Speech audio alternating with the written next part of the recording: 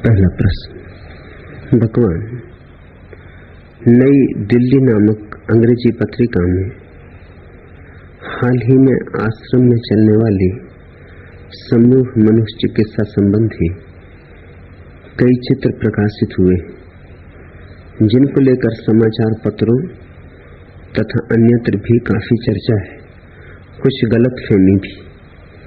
मेरे दिल्ली प्रवास के समय वहां के कई संपादक मुझसे पूछते थे कि आप इस संबंध में क्या कहते हैं, कृपा पूर्वक इस पर कुछ कहें।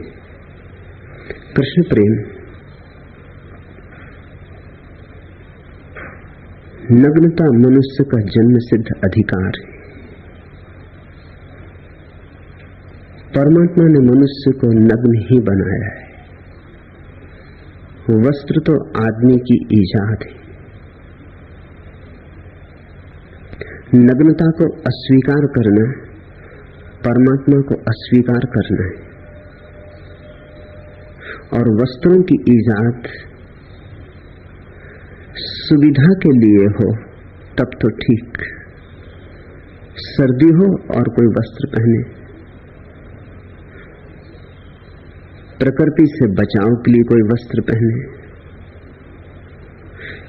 लेकिन वस्त्रों की मौलिक ईजाद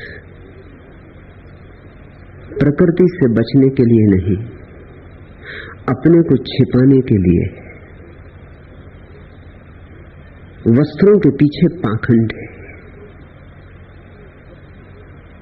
इसलिए जब भी कोई नग्न खड़ा होगा तो तुम्हारे पाखंड को चोट लगती। महावीर नग्न हुए, बहुत विरोध हुआ। उससे भी ज्यादा विरोध हुआ जब लल्ला कश्मीर की फकीर स्त्री नग्न हुई, मगर ये इक्के दुक्के लोग थे, हमने किसी तरह सह लिया। मेरी दृष्टि में नग्नता सहज स्वाभाविक होनी चाहिए, और जब भी सुविधा हो व्यक्तियों को नग्न होने का नैसर्गिक अधिकार होना चाहिए। वस्त्र छिपाते और छिपाने में ही सारी पोर्नोग्राफी, छिपाने में ही अश्लीलता है।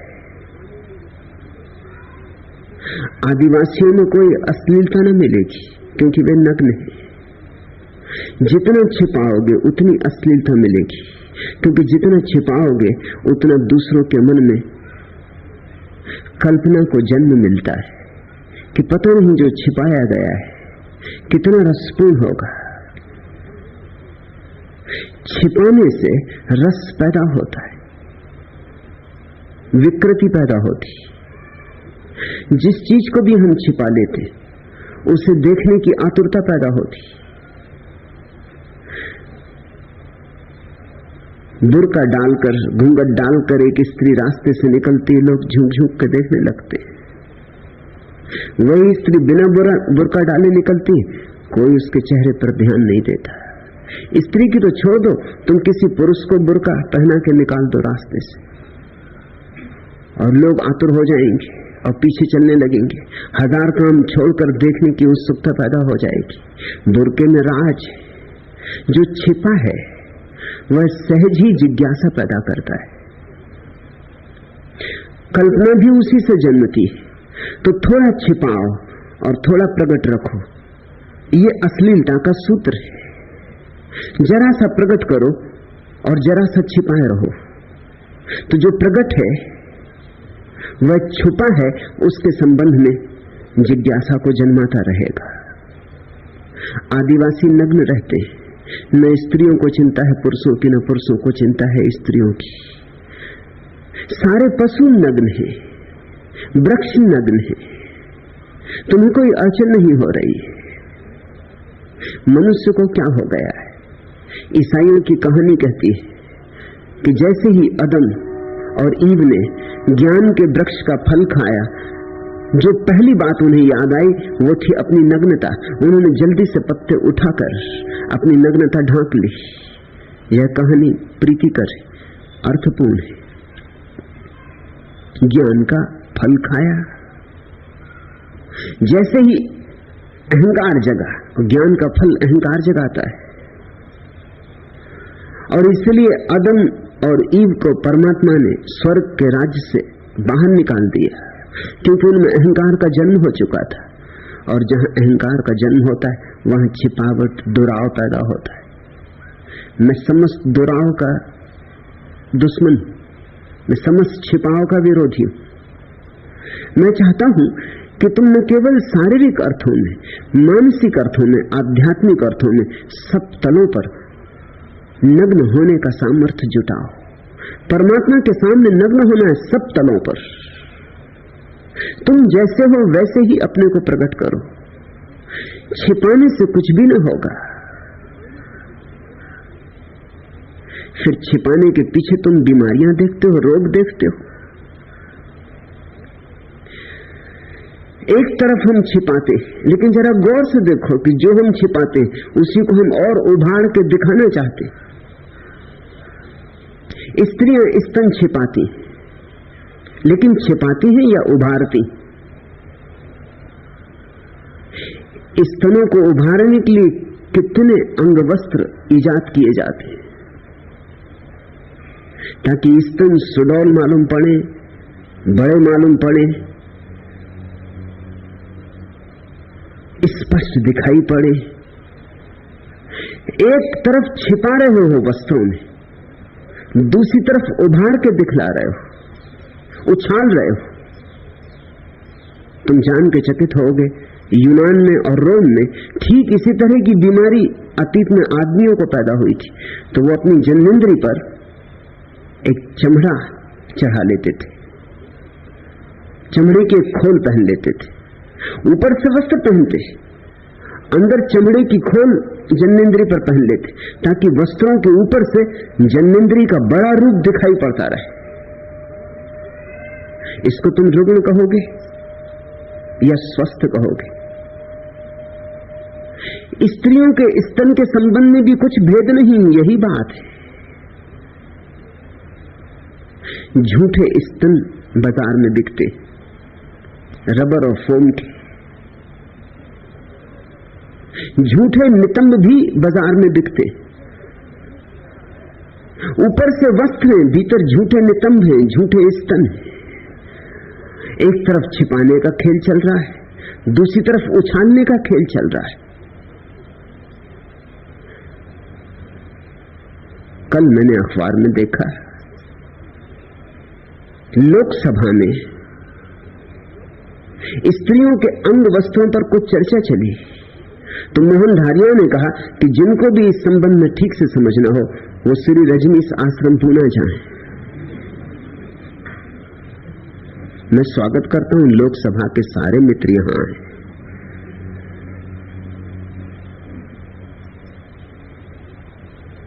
यह तो उन्होंने व्यंग में कहा है,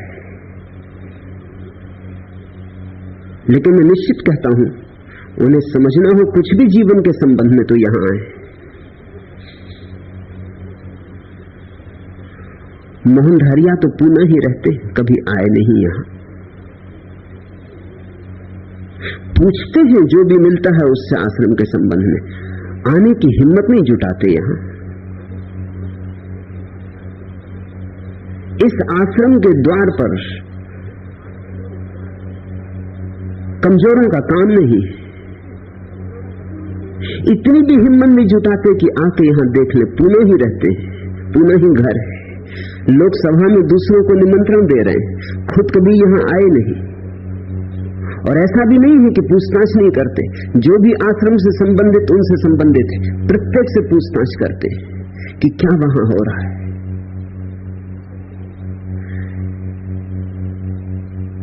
एक पाखंड का लंबा सिलसिला है, उस पाखंड के कारण जरा जरा सी बातों से उपद्रव हो जाते।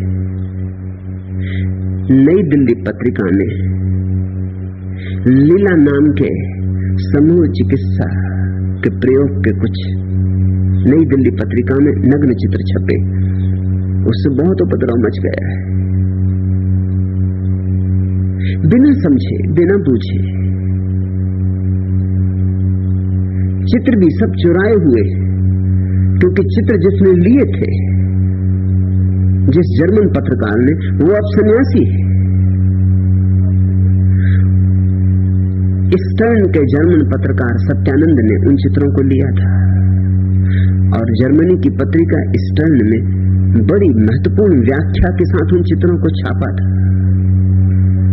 व्याख्या तो छोड़ दी नई दिल्ली की पत्रिका ने, सिर्फ चित्र छाप दिए बिना किसी व्याख्या के, बिना समझाए कि ये क्या है और क्या हो रहा है। ये जालसाजियां हैं,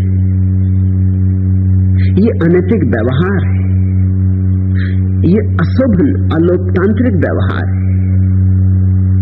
ये न्याययुक्त बात नहीं है। एक तो चित्र चुराए हैं, स्टर्न से कोई आज्ञा नहीं ली, जो कि अंतर्राष्ट्रीय कानून का उल्लंघन है। फिर बिना व्याख्या के छाप दिए, जो कि अनीतिपूर्ण है। उनकी व्याख्या में ही उनका अर्थ छिपा है। सिर्फ चित्र को छाप देने से कुछ भी ना होगा।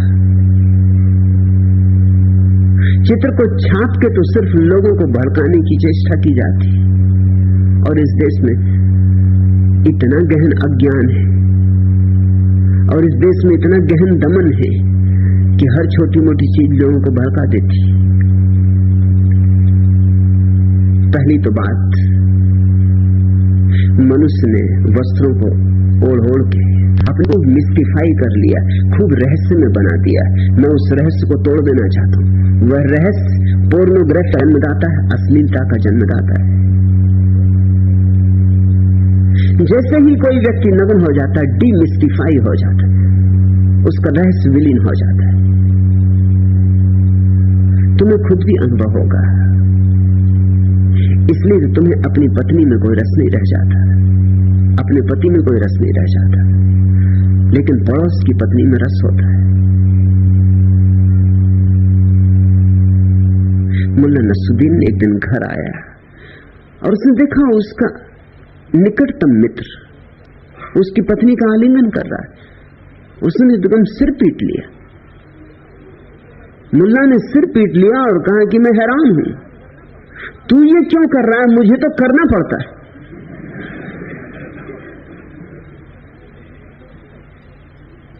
पत्नियों में क्यों रस समाप्त हो जाता है? कारण तुमने खोजा, तुम उनकी देह से परिचित हो गए हो, रहस्य खो गया, जिज्ञासा का कोई अर्थ नहीं रहा, कल्पना को खुल के खेलने का कोई मौका नहीं रहा। लेकिन पड़ोसी की पत्नी, उसके संबंध में कल्पना को खेलने का मौका है। नग्न व्यक्ति को कितनी देर तक देखते रहोगे? थोड़ी देर बाद पाओगे बात खत्म हो गई। आखिर नग्न व्यक्ति में क्या हो सकता है? जो होता है वस्त्रों में, वस्त्रों की छिपावट में सारी अश्लीलता का राज छिपा है। दुनिया से अश्लीलता न मिटेगी जब तक नग्नता मनुष्य का जन्म सिद्ध अधिकार स्वीकृत नहीं हो जाता। और फिर ये चित्र तो कोई सामूहिक स्थानों पर नहीं लिए गए, ये तो समूह चिकित्सा में बंद कमरों में हुए प्रयोगों के चित्र हैं। इससे किसी को कोई प्रयोजन नहीं होना चाहिए। फिर इन चित्रों के पीछे क्या प्रक्रिया है उसको समझने की चेष्टा करनी चाहिए। ये चित्र कोई संभोग के चित्र नहीं। इन चित्रों में स्त्री और पुरुष नग्न हैं, क्योंकि नग्नता में एक मुक्तिदायी तत्व है। जैसे ही तुम बहुत सी स्त्रियों बहुत से पुरुषों को नग्न देख लेते हो, वैसे ही तुम्हारे मन में जो सदा दूसरों को नग्न देखने की आतुरता छिपी वह विलीन हो जाती। उसका विलीन होना बड़ा मुक्तिदायी है। उसके विलीन होते से ही एक कामातुरता नष्ट हो जाती, तुम सहज सरल निश्चल हो जाते।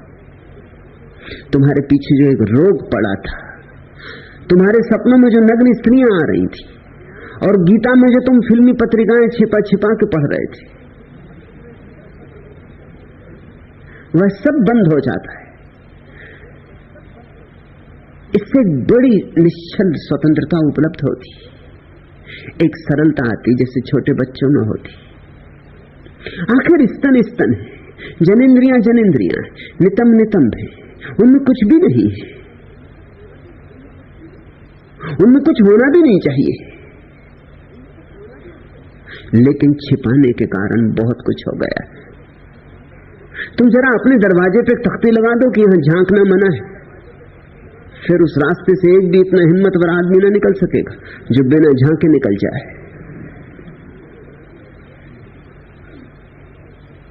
एक मेरे मित्र हैं, उनके मकान की दीवार के पास लोग पेशाब कर जाते थे। उन्होंने मुझसे कहा, मैंने कहा तुम्हें बड़ी तख्ती लगा दो कि यहां पेशाब करना सख्त मना है। उन्होंने तख्ती लगा दी। 5-7 दिन मेरे पास आए और बोले आपने और मुसीबत कर दी। जो बिना पेशाब किए निकलते थे वो भी करने लगे, क्योंकि जब तख्ती पड़ी कि यहां पेशाब करना सख्त मना है तो अड़चन पैदा हो जाती, एकदम याद आ जाती जिनको याद नहीं भी थी, जो अपने मजे से काम पे चले जा रहे थे। मैं रोज सुनता हूं, जैसे ही मैत्रेय जी खड़े होते मुझे पता चल जाता है कि वो खड़े हो गए, क्योंकि लोग एकदम खांसने लगते। उनकी आवाज तो बाद में सुनाई पड़ती, लेकिन तुम्हारी खांसी की आवाज सुनकर मैं समझ जाता हूं कि मैत्रेय जी खड़े हो। उन्हें देख के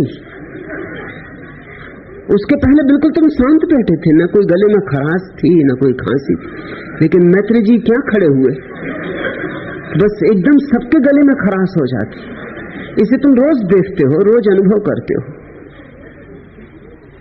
निषेध में एक तरह का निमंत्रण हो जाता है। वस्त्रों ने निषेध पैदा कर दिया है और निमंत्रण पैदा कर दिया है।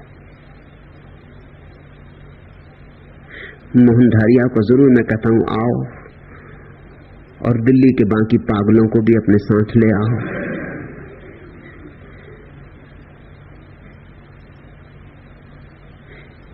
यहां पश्चिम से मेरी सन्यासिनियां हैं, वो किसी तरह का अंग वस्त्र नहीं पहनती। भारतीय स्त्रियों को अड़चन होती। मुझसे 1-2 भारतीय स्त्रियों ने कहा कि आप पश्चिमी सन्यासी स्त्रियों को क्यों नहीं कहते कि बॉडी पहने, अंगिया पहने। लेकिन बॉडी या अंगिया तो सिर्फ अंगों को उभारने के लिए पहनी जाती, वो तो जो स्तन ढल गए हैं, नहीं ढले हैं ऐसा दिखाने के लिए पहनी जाती। लेकिन भारतीय स्त्रियां सोचती हैं कि उसमें सील है, लाज है, संकोच है। उल्टी बात है। उन्होंने पश्चात मेरी सन्यासियों ने अंग वस्त्र छोड़ दिया है, क्योंकि उसमें लाज नहीं है, अश्लीलता है, उसमें निमंत्रण, उसमें दूसरे की आंखों पर हमला है।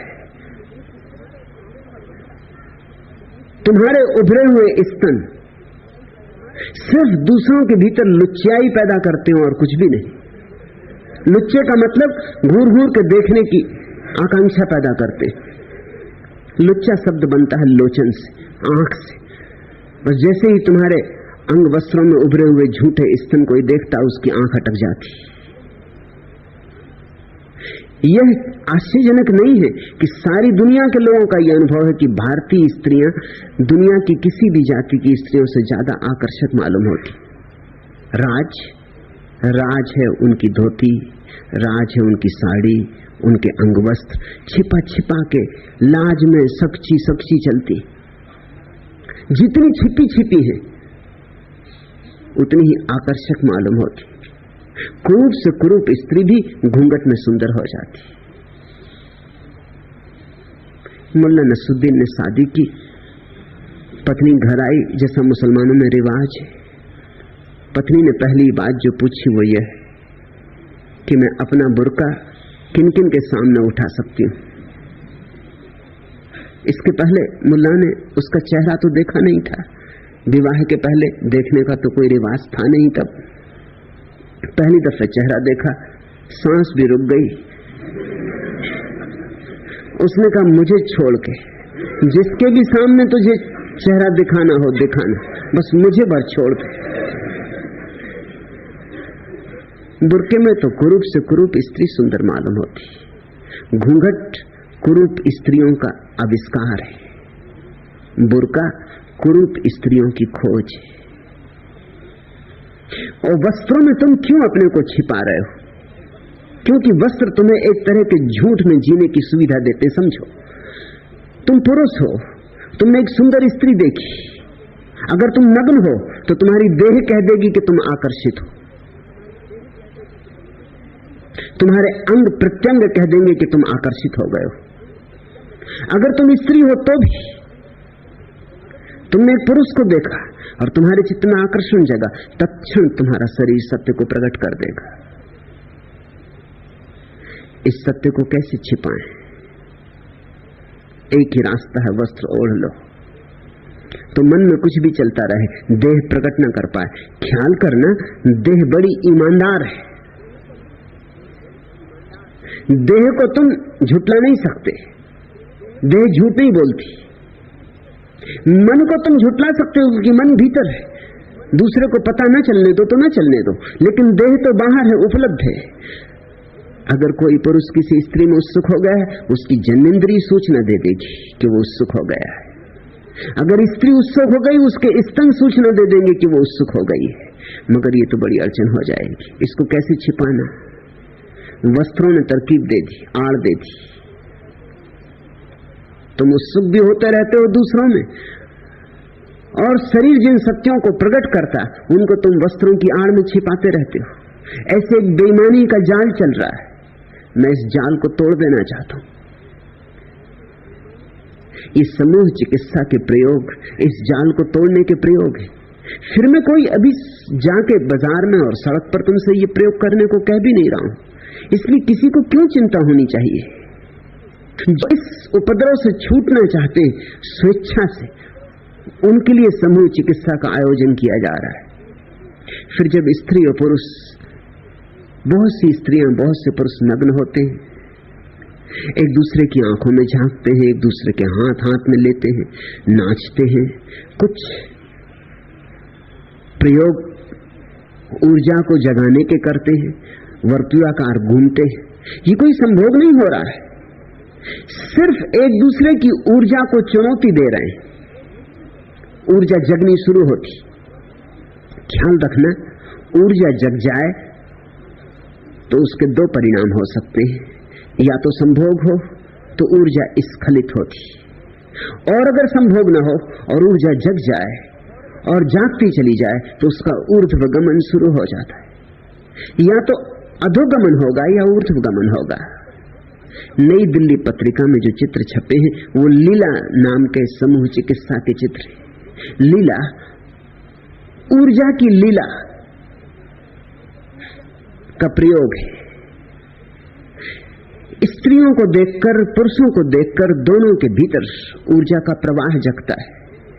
उस प्रवाह को इतनी चुनौती देनी है कि तुम्हारे भीतर जो सोए पड़े हुए हैं जन्मों जन्मों के स्रोत, वे सब सजग हो जाएं, और फिर उसे अधोगामी नहीं होने देना है, उसे ऊर्ध्वगमन की तरफ ले जाना है। ये कुंडलिनी जागरण के ही प्रयोग है, ये कुछ नए प्रयोग नहीं है। ये सदियों से तंत्र के मार्ग पर चलने वाले साधक करते रहे। सरहपा और तिलोपा और कणहप्पा सदियों से इन प्रयोगों को करते रहे। मैं पहली बार इन प्रयोगों को एक वैज्ञानिक आधार भूमि देने की चेष्टा कर रहा हूं। ये प्रयोग चुपचाप किए जाते रहे, शास्त्रों में इनका उल्लेख भी है, लेकिन सामान्य जन को इनकी कभी कोई खबर नहीं दी गई, क्योंकि सामान्य जन का कभी सम्मान नहीं किया गया। मैं सामान्य जन का सम्मान कर रहा हूं। मैं कहता हूं कि क्यों सामान्य जन का इतना अपमान हो, आखिर उसे भी ये अनूठे प्रयोगों का अवसर मिलना चाहिए, क्योंकि वह क्यों न जाने कि ऊर्जा के ऊपर जाते हुए आयाम भी है। वह क्यों वंचित रह जाए। जो ऊर्जा जन्मेंद्री से स्खलित होती है वह क्यों न सहस्त्रार में चढ़े, और क्यों न सहस्त्रार का कमल खिले। जो अब तक छिपा छिपा था, गुप्त गुप्त था, उसे मैं प्रकट कर रहा हूं। यही मेरा कसूर है।